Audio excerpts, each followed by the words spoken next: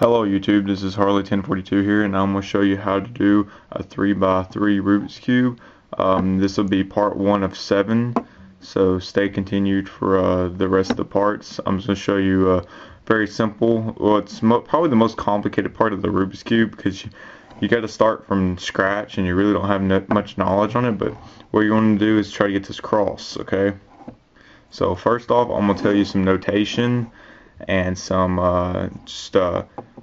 how the cube is made. Basically, there's plenty of ways like to solve it without even turning it. People always talk about peeling the stickers off. Well, don't do that. I mean, mine look like they've been peeled off. That's just because I've used this cube so much. But you also can turn it and pop that piece out and then take it apart that way. And then make sure you turn it back when you pop back in, because it's a pain. Yeah, that sounds bad. But also, let's just get on to what the cube is and actually turning the cube to solve it. So first, you know, there's the center, there's these edge pieces, and there's the corner. That's how I call them. I'll call this a wedge or an edge. I mean the same thing. The center tells you what color that side is. This is white center, and any way you turn this cube, that center does not move. I can turn this cube any way I want. That center stays there. So the center, if it's white, that means the white center. Red, green, that's orange, and yellow. It means that's what that side is. That's the color.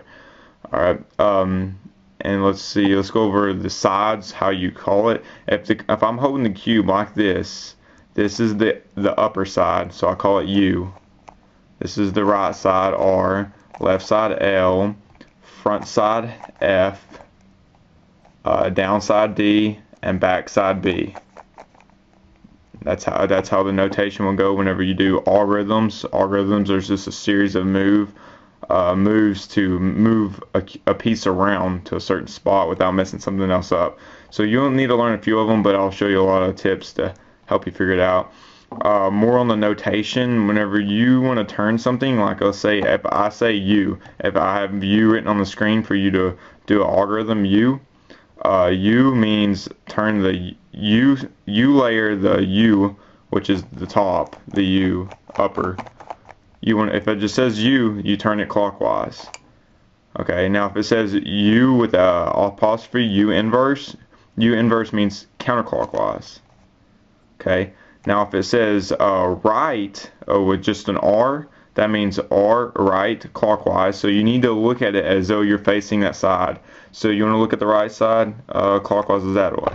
Okay, now if it says right counterclockwise, that's the R with a little asterisk on it, you turn it this way, because that's counterclockwise, as though you're facing it. And what gets confusing is whenever you say, whenever it says B clockwise, then you have to basically, unless you know it by heart, you'll have to turn the cube and go B clockwise and then turn the cube back where you were. Alright, so that's notation. There's only one algorithm for this step that you may need, but this is what you want to do whenever you get the cross. It looks like that. Also, when you get the cross, these colors right here will line up on every side. If you notice, all these colors right here will line up on every side. So let's scramble this real quick, and I'll try to explain as best as I can on how to get the cross.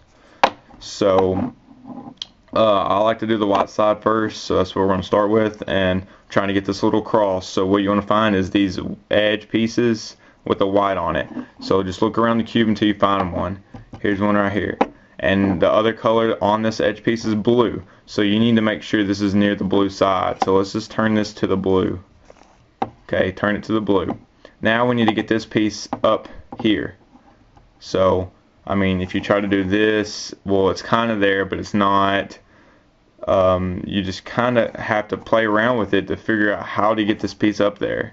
I mean, you just mess around with it. It's kind of confusing, but the best thing to do is just try to line it up. For the first one, you just line it up with the white like that. See, it was like right here. Well, if you turn it over and then turn it up, you can line it up, and then see the blue, just match the blue up, and there you go. Now let's look for some more. The best thing to do is look on the bottom. If you see a bottom one, which there happens to be, that's the easiest way to do it. You look on the bottom, you look at the color it is, it's red, so let's line this up with the red side, which is right over here. And then see it's on the bottom, right there, it's on the bottom, and then the white is up here at the top. I mean, you can probably tell what you can do, just turn this twice, and it will line that up. So then you have a part of it done. Now let's go on to this algorithm I have. Let me find you a situation where you'll need it. So there's a green one and a white one. Let's work on this one.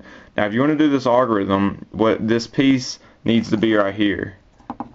Alright, now if this piece is right here, and basically all you want this piece to do is just flip. You want this piece to turn around, and if you want this piece to turn around, you can do the algorithm on the screen. It's in the description, and it's going to be F clockwise, U counterclockwise, R, U, and bang, it puts your piece in there. Okay, so let's do that again. I'll set this other one up to where it's exactly like that. I'm just moving this around so this piece is exactly like the algorithm. So this piece is in place to where the orange, and all you want this piece to do is flip. So let's do that move again. You want it facing you, and you want to do F, U, I, or U, O with the mark, U inverse, R, and then U. And then there you go. So there's your pieces on each side. It's all there. And then you have your cross. The next step will be the corners, and that'll be in the next video. But I mean, if you have one of these cubes, work on it. It takes practice. I'll say this is the hardest part of the Rubik's Cube, is finding the cross. In fact, on the little sheet that comes with the cube, the little 7-step sheet, it tells you that it's not going to show you how to do that. You need to learn that yourself. That's what it says. And I think it's the hardest part of the cube, because the rest of it is just notation and knowing how to turn the cube and stuff like that. But that's how you do the cross.